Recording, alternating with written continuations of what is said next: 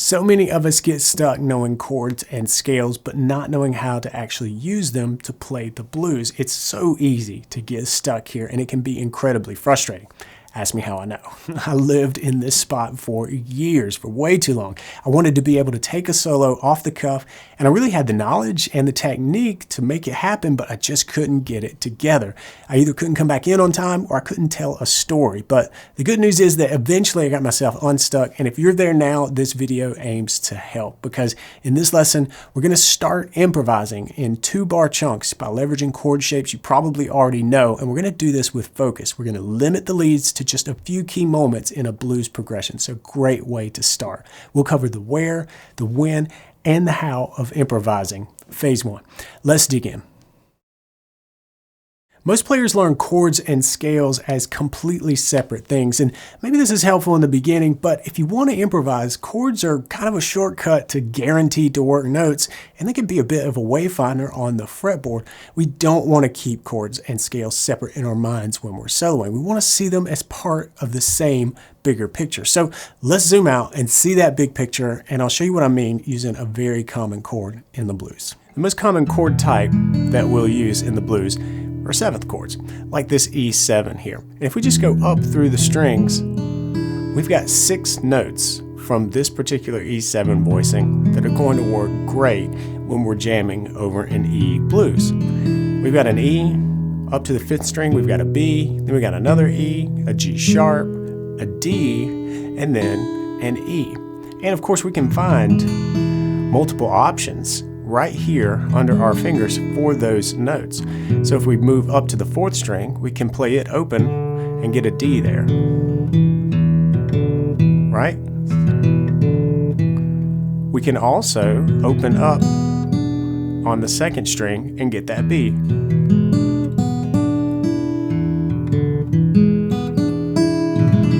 So we have some options right here under our fingers when we're playing this E7. Great, so what scale can we use to play over that E7?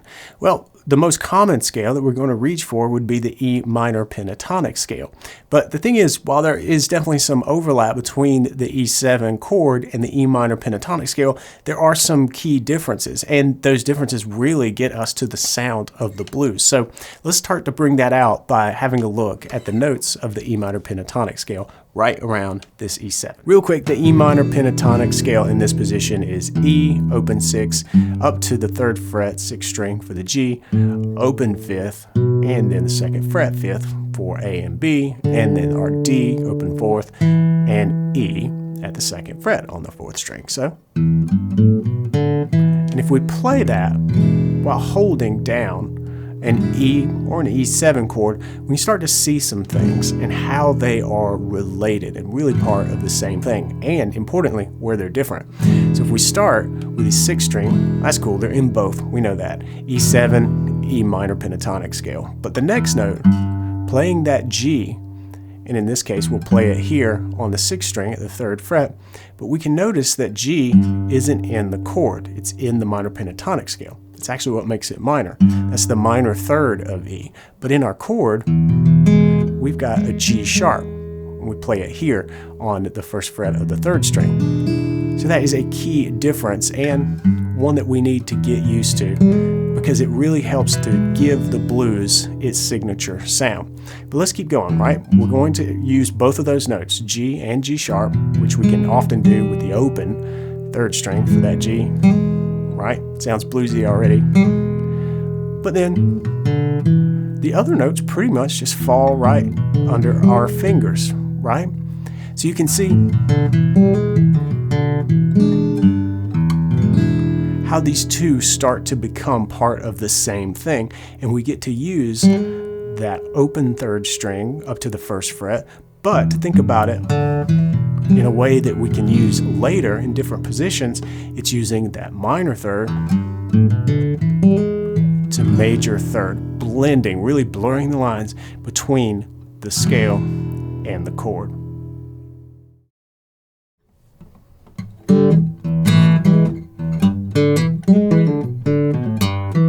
So with this lick, you can see me working my way through the notes of both the chord, highlighting those, and the minor pentatonic scale.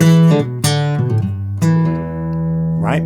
Blending the two, and that's a great way to start viewing this position. Think E7 and think about the notes that are available to you from both the chord and the minor pentatonic scale right here next to your fingers. And the cool thing is that this applies to other chord shapes too, not just our open position friends. Here's an example that takes us through 3 position using those caged 7 shapes. But real quick, premium members, check out the lesson materials for Tuesday Blues 366 for a full caged 7 map. And if you're not a premium member, pick up the full map with the fretboard toolkit. It's available at the link in the description. It's going to help you out big time. So now let's see this in a few different positions.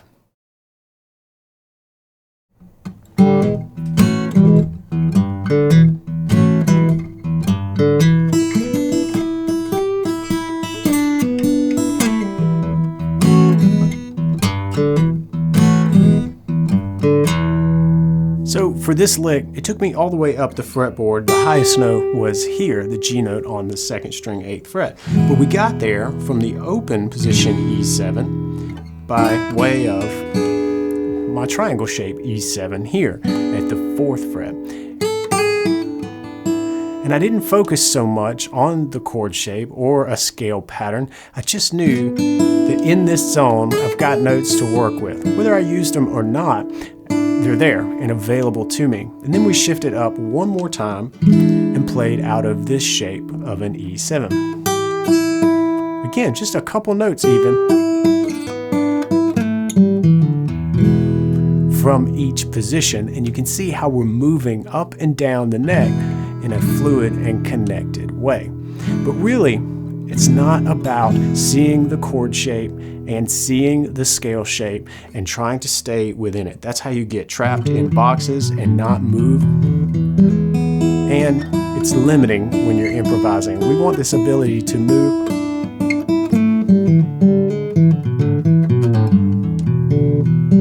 between the positions nice and fluidly in the moment.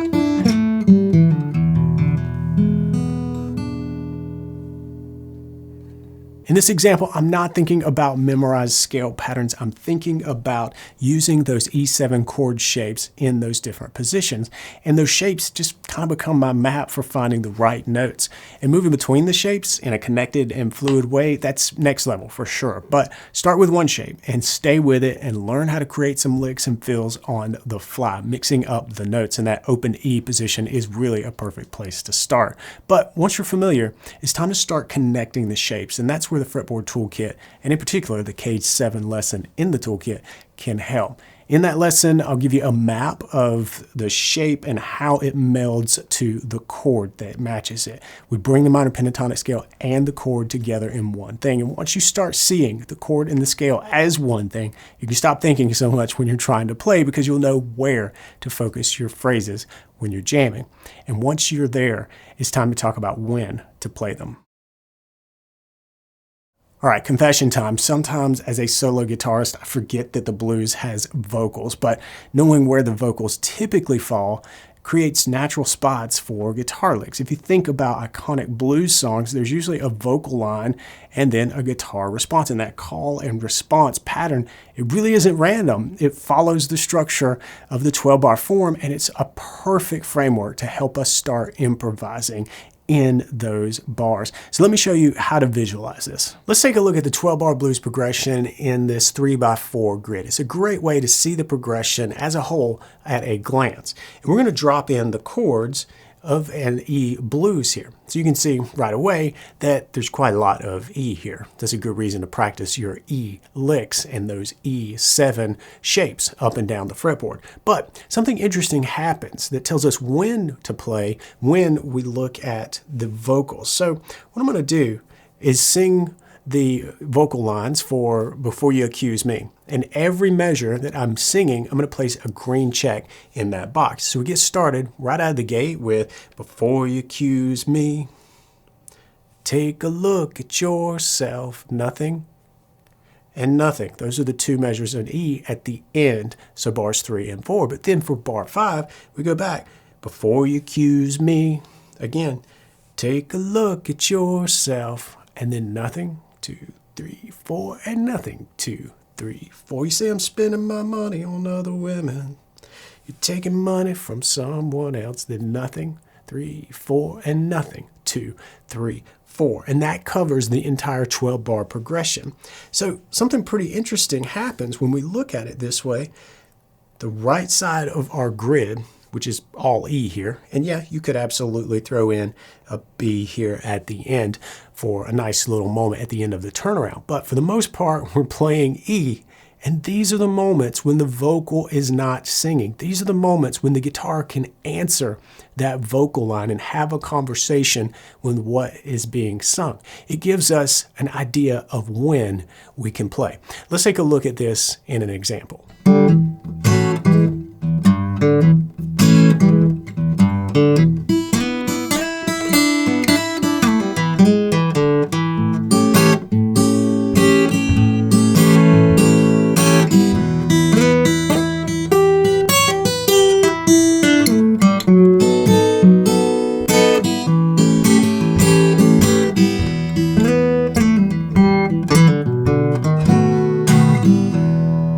The structure gives your playing a natural flow. We groove to, we jam to. This gives us clear markers for when to play that rhythm groove and when to take a lead break. And then importantly, when to jump back in on time. And the big win using this approach is that regularly returning to that rhythm helps you keep track of where you are in the progression. And that awareness is crucial. It really is the foundation that you need before you step into taking full 12-bar solos later. We got to know where that one is. So now we know where to play and when to play, but how should we practice this? How do we get the notes flowing? Here's how we practice this. We focus on the toughest thing and we drill it, but we make it manageable. And the most difficult part of this, switching back and forth for many of us, is going to be coming back in on time. And to do that, you've got to feel the count. You've got to know where that downbeat is. So let's drill some good timing. Let's get a good groove going. This should be something that you're familiar with, you're comfortable with, and that you've got reasonably good timing with. But we're going to reinforce that by counting along as we loop it a bunch of times. 2, 3, 4, 1, 2, 3, 4.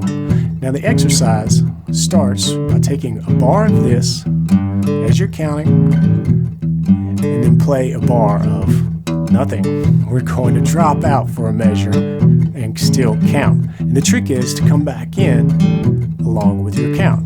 2, 3, 4, 1, 2, 3, 4, and 1, 2, 3, 4, 1, 2, 3, 4, and 1, 2, 3, 4, and 1, 2, 3, 4. Now what we got to do is take that space and fill it in with a lick. And make sure you're coming back in on time to join your groove. Like this. 1, 2, 3, 4, 1, 2, 3, 4, 1, 2, 3, 4, 1, 2, 3, 4, 1, 2, 3, 4. Notice they can be simple, and they should be at first, but I want you to try counting aloud as well to really serve as those markers, those auditory, verbal markers for when you need to be coming back in. Got to wrap up to join that groove.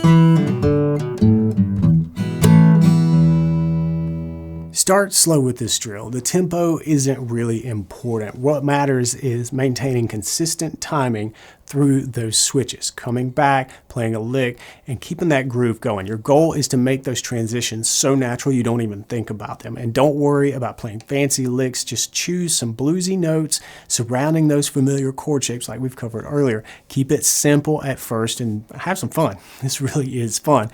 And definitely get comfortable with these 2-bar on and off patterns, the groove to, jam to.